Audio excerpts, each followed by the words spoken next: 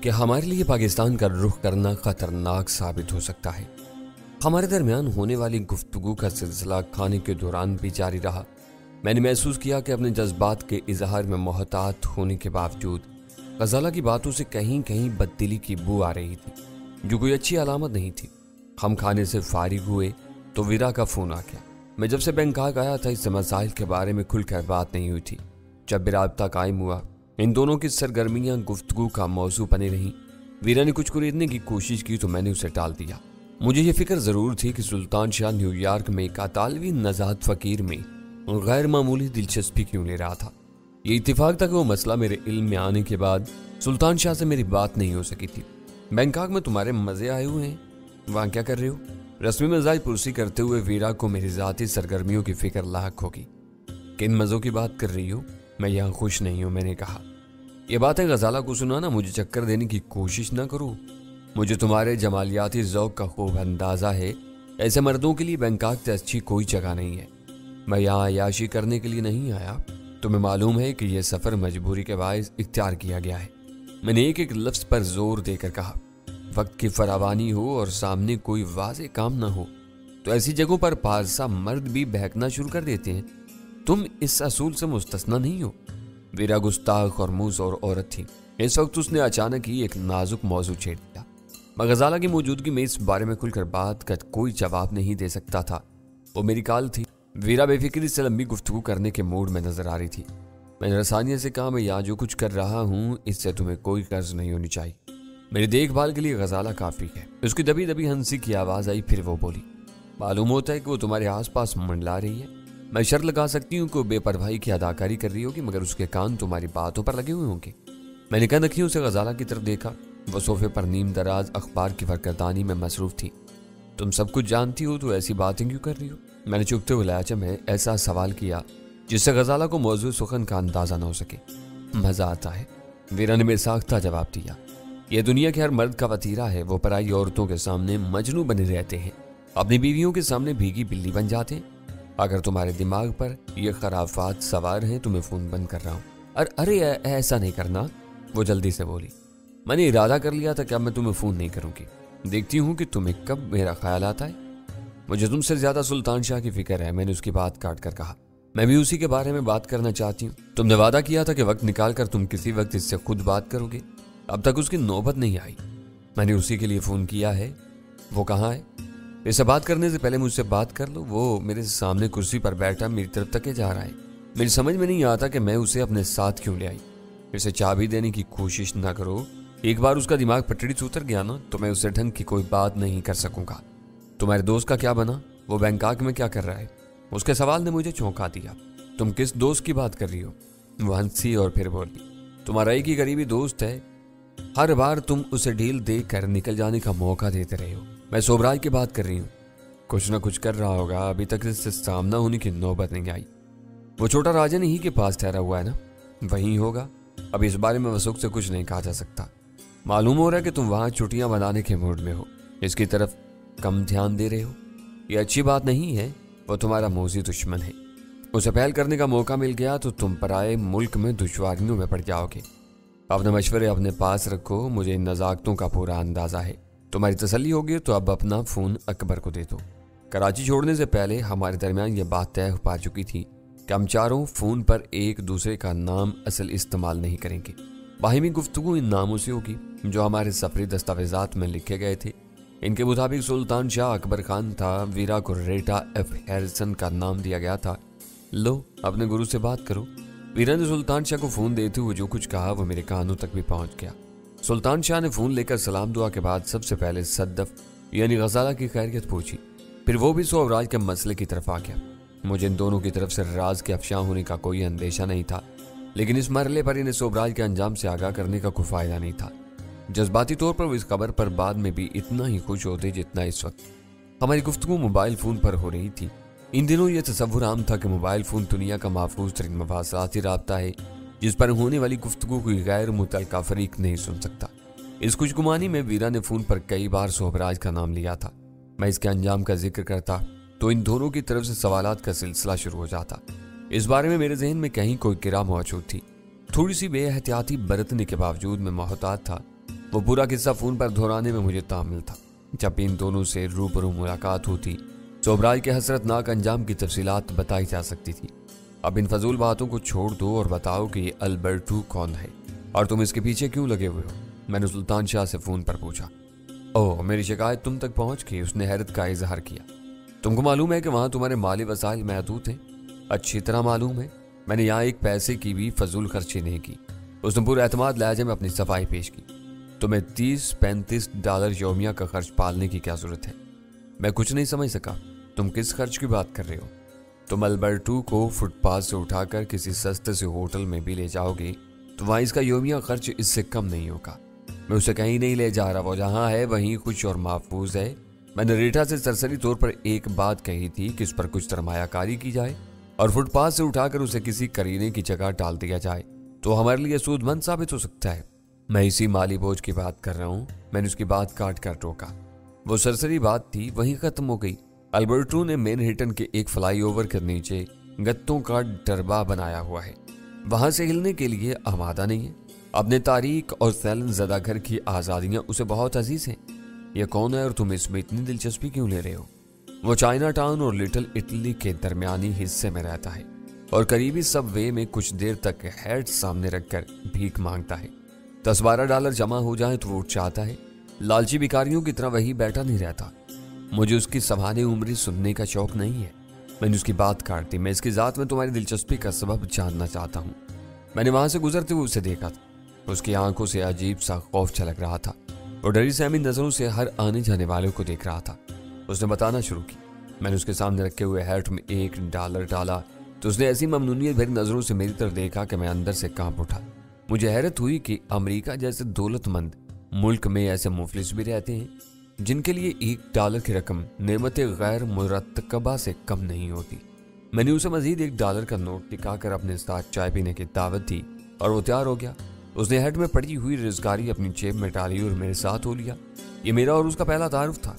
सुल्तान शाह उसके बारे में बताता रहा। मैंने उसे ज्यादा तफसील में जाने का मौका नहीं दिया, बार बार उसे टोकता रहा। इसके बारे में बहुत सी बातें ऐसी थी जो मैं इसके बताए बगैर समझ सकता था।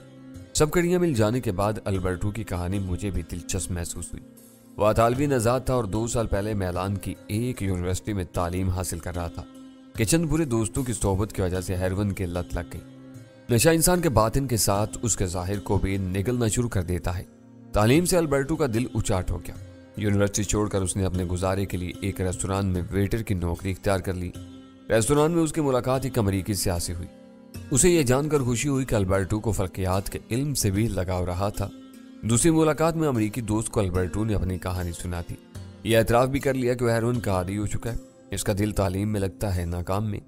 अमरीकी ने उसे अपने खर्च पर अमेरिका ले जाने की पेशकश की। अल्बर्टो सोच भी नहीं सकता था कि उसे अपनी जिंदगी में ऐसा कोई मौका मिल सकेगा। वो फौरन तैयार हो गया। वो अमेरिकी बाद में CIA का एक सीनियर एजेंट साबित हुआ। वो अल्बर्टो को अपने साथ वर्जीनिया की फेयर काउंटी ले गया, जहां लैंगले में CIA के मरकजी दफातर थे। वो अल्बर्टो को अपने साथियों के हवाले करके ऐसा गायब हुआ कि दोबारा कहीं नजर नहीं आया। अल्बर्टो को शहर के एक अच्छे होटल में ठहराया गया। उसे नशे समेत हर किस्म की सहूलतें फराम की गई। इसका पासपोर्ट CIA के अफसरान ने ज़ाब्ते की चंद जरूरी कार्रवाइयों के नाम पर अपने कब्जे में ले लिया, जो आखिर तक उसे नहीं लौटाया गया।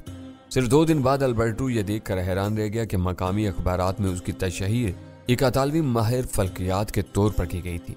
इसने इस बारे में अपने मेजबानों से दरियाफ्त किया तो उन्होंने ये कहकर उसे टाल दिया कि वो उसे इज्जत और शोहरत की बुलंदियों तक पहुंचाने का बंदोबस्त कर रहे हैं। चंद रोज बाद इससे एक छपे हुए कागज पर दस्तखत लिए गए। इस पर सितारों की चाल के लिहाज से आने वाले दिनों के लिए चंद हिसास और खतरनाक पेशगोइयां मौजूद थी। अगले दिन वो पेशगोइयां अखबार की जीनत बन गई। एक हफ्ते में वो सारे वाकयात रूनमा हो गए। अल्बर्टो की शोहरत होने लगी और ये सिलसिला चल पड़ा। अल्बर्टो शोहरत और हेरोइन के नशे में डूब कर ऐश करता रहा। उसे होश उस वक्त आया जब उसके नाम से जारी की जाने वाली पेशगोइयों के मुताबिक पुरस्रार हालात में बाज अमवात वाक़ई हुई और उसके नाम का डंका बजने लगा। इसकी पेशगोइयों में किसी का नाम नहीं आता था। हर बात अमूमी हवाले से कही जाती थी। बाद में लोगों को अंदाजा होता था कि उसने किसके बारे में क्या लिखा था। इसके नाम पर किसी सियासतदान की हादसाती मौत की पेशगोई की गई और 2 दिन बाद हिज़्ब मुखालिफ का एक मकामी रहनुमा कार के हादसे में जाँ बहक हो गया। उसने फाइन आर्ट के शोबे की किसी खातून की नागहानी मौत का जिक्र किया। 3 دن بعد شکاگو میں نسلی امتیاز پر حکومت پر تنقید کرنے والی ایک مشہور گلوکارہ اپنی خوابگاہ میں گیس بھرنے سے چل بسی۔ البرٹو ڈر گیا۔ معمولی واقعات سے شروع ہونے والا سلسلہ بہت خطرناک رخ پر جا رہا تھا۔ لوگ اس کے نام سے ڈرنے لگے تھے، مگر اس کی پیش گوئیاں ضرور پڑھتے تھے۔ اسے اندازہ ہو گیا کہ CIA والے اسے اپنے مقاصد کے لیے استعمال کر رہے تھے۔ اس کے نام کی تشہیر جاری تھی، تصویر کبھی نہیں چھاپی گئی تھی۔ اسی طرح اخبار والوں کو بہت سختی سے اس سے دور رکھا جا رہا تھا۔ البرٹو نے کئی بار اپنے پاسپورٹ واپس لینے کی کوشش کی، لیکن ہیلوں اور بہانوں سے اسے ٹال دیا گیا۔ اسے محسوس ہونے لگا کہ وہ CIA کا قیدی ہے۔ جب اس کی پیش گوئیوں کے مطابق نیو یارک کا ایک سیاہ فام لیڈر آبی موت مرا تو البرٹو کے صبر کا پیمانہ لبریز ہو گیا۔ رات کے سناٹے میں وہ اپنے نگہبانوں کو چل دے کر اپنے عشرت قدے سے فرار ہوا اور سیدھا نیو یارک پہنچ گیا۔ اسے معلوم تھا کہ CIA والے اس کا پیچھا نہیں چھوڑیں گے، اس کی ہر طرف تلاش شروع ہو جائے گی۔ ان سے بچنے کے لیے وہ ایک بھکاری کے روپ میں فلائی اوور کے نیچے پناہ گزین ہو گیا۔ اسے یقین تھا کہ شکاری اس تک نہیں پہنچ سکیں گے اور وہ اپنے ہم وطنوں کی مدد سے کسی بحری جہاز میں چھپ کر امریکہ سے نکلنے میں کامیاب ہو جائے گا۔ بھیک کا یومیہ ٹارگٹ پورا کرنے کے بعد وہ اپنا باقی وقت چائنا ٹاؤن اور لٹل اٹلی کے علاقوں میں گزارتا تھا، لیکن اس وقت تک اسے اپنے کام کا کوئی آدمی نہیں مل سکا تھا۔ ڈر اور خوف کی وجہ سے اس کی ہیروئن نوشی بڑھ گئی تھی۔ اس مہلک زہر کے بکثرت استعمال اور کٹھن زندگی گزارنے کے سبب وہ اپنی شکل و صورت سے قطعی بیکاری نظر آنے لگا تھا۔ اس کا خیال تھا کہ اس حلیے میں CIA والے پہچانے بغیر اس کے قریب سے گزر جائیں گے۔ سلطان شاہ کی صورت میں اسے ایک نرم خو اور ہمدرد شخص نظر آیا تھا جو امریکہ سے نکلنے میں اس کا مددگار اور معاون ثابت ہو سکتا تھا۔ وہ سلطان شاہ کی پیشکش قبول کر کے اس کے ساتھ ٹی شاپ میں چلا آیا اور اپنی پوری کہانی اس کے سامنے رکھ دی۔ کہانی واقعی بہت دلچسپ اور سنسنیخیز ہے، مگر میں یہ سمجھنے سے قاصر ہوں کہ تم اس کی ذات سے کس قسم کا فائدہ اٹھانے کے چکر میں ہو۔ میں نے وہ سب سن لینے کے بعد کہا، میری نظروں میں وہ ان کا ٹوٹا ہوا آدمی ہے، اسے ان کے بہت سے رازوں کا علم ہوگا۔ اس کی مدد سے اور کچھ نہ صحیح تو ہم CIA کے ہیڈ کوارٹر کو ناقابل تلافی نقصان پہنچا سکتے ہیں۔ مجھے شبہ ہے کہ وہ تمہارے کسی کام آ سکے۔ وہ لاکھ ہیروئنچی صحیح، ابھی اس کی ہوش و آواز پوری طرح کام کر رہے ہیں۔ وہ اس درجے کو نہیں پہنچا جہاں انسان کسی مردے سے بھی بدتر ہو جاتا ہے۔ وہ کسی ایسے چکر میں اپنی ٹانگ نہیں پھنسائے گا جو اس کی اچانک روانگی کی راہ میں حائل ہو۔ میں نے سوچتی ہوئے اپنی رائے دی، اگر وہ میرے جال میں پھنس جائے تو مجھے آگے بڑھنے کی اجازت ہے؟ اس نے پرجوش لہجے میں سوال کیا۔ تم بالکل آزاد اور خود مختار ہو، ہاتھ پیر بچا کر جو کچھ کر سکتے ہو کر گزرو، میں نے کہا، لیکن میری ایک بات ضرور یاد رکھنا کہ ریٹا کا مشورہ تمہارے لیے ہر وقت کارآمد ثابت ہوگا۔ یہ بات اسے بھی بتا دو، میں اس کا ہر معقول مشورہ ماننے کے لیے تیار ہوں۔ اسے کوئی حکم دیا تو میں اس پر کان نہیں دھروں گا۔ وہ حکم نہیں دیتی، اس کا انداز ایسا لگتا ہوگا، میں نے اسے سمجھایا۔ صرف میرے ساتھ اس کا رویہ تاکمانہ ہوتا ہے، تم سے وہ دب کر بات کرتی ہے۔ میں ننھا سا بچہ نہیں ہوں، ان باتوں کو خوب سمجھتا ہوں۔ سلطان شاہ نے جواب دیا، لو وہ مجھ سے فون مانگ رہی ہے، اس سے بھی بات کر لو۔ البرٹو کی کہانی سن لی تم نے؟ لمحہ بھر کے توقف کے بعد ویرا کی آواز سنائی تھی۔ یہ ساری تفصیل میں نے آج پہلی بار سنی ہے۔ اس بھکاری کے نام کے سوا مجھے کچھ بھی معلوم نہیں تھا۔ تم اپنا رویہ نرم رکھا کرو، تم نے سن لیا کہ وہ تمہارے جارحانہ رویے سے نالاں ہے۔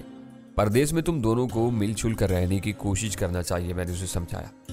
میری وہ بات سلطان شاہ کے کانوں تک نہیں پہنچی تھی، اس لیے ویرا نے بردباری سے سن لی اور بولی، مفاہمت دو طرفہ ہوتی ہے، یہ میری بات سنے گا تو میں بھی اس کی بات ضرور سنوں گی۔ اسے بھی احساس ہونا چاہیے کہ ہم اپنے ملک سے باہر رہیں۔ میں نے اس کی حوصلہ افزائی نہیں کی، لیکن تمہیں سمجھا رہا ہوں کہ وہ نرمی کی زبان سمجھتا ہے۔ تم نے پیر میں موچ آ جانے کا بہانہ کیا تو اس نے دل و جان سے تمہاری خدمت کی تھی۔ اب اس قصے کو چھوڑو، ویرا نے خفت آمیز لہجے میں کہا۔ پتہ نہیں کس رو میں وہ بات ہو گئی، اور باتیں بھی گنوائی جا سکتی ہیں۔ میں نے موقع پا کر اسے مزید شرمندہ کرنا چاہا۔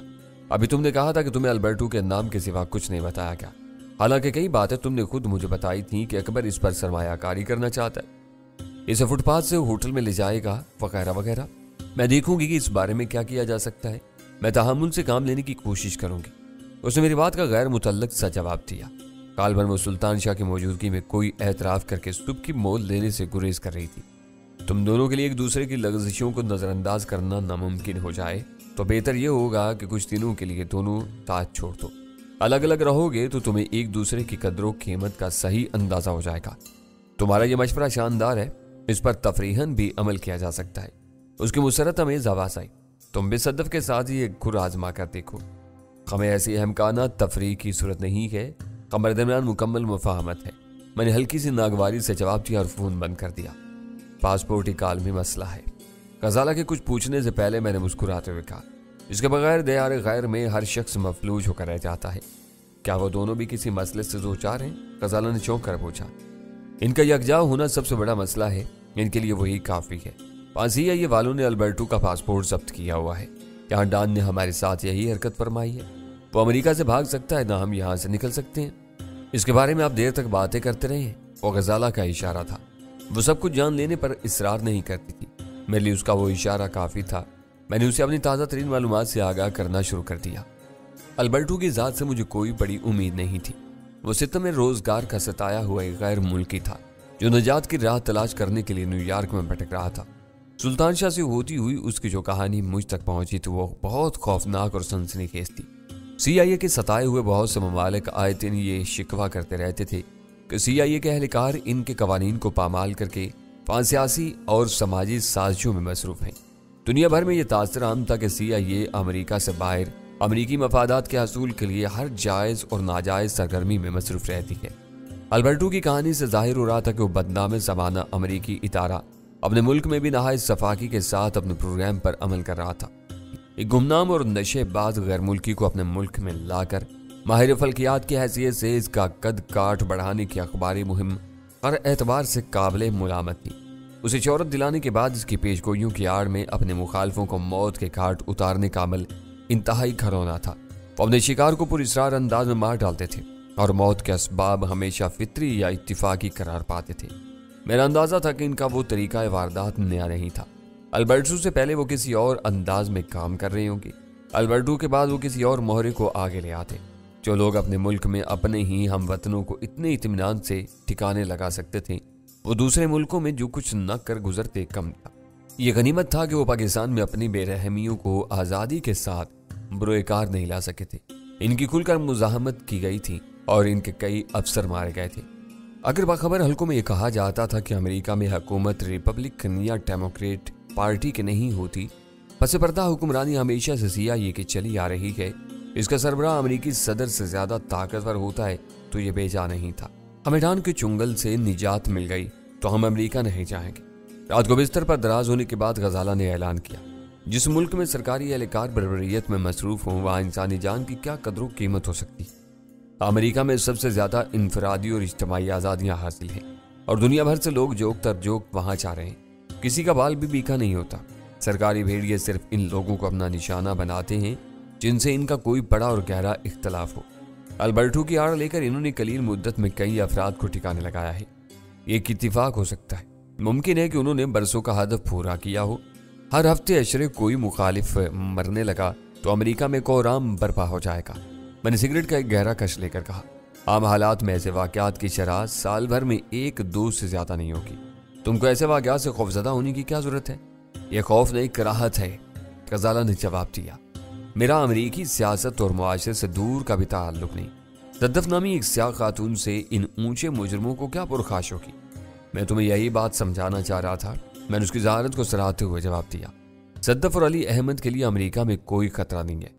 کیا آپ مجھے امریکہ کے سفر پر اکسا رہے ہیں؟ غزالہ نے ہنس کر پوچھا۔ اکسانے کی کیا ضرورت ہے؟ کل تک یہ تمہاری خواہش تھی، میں نے کہا۔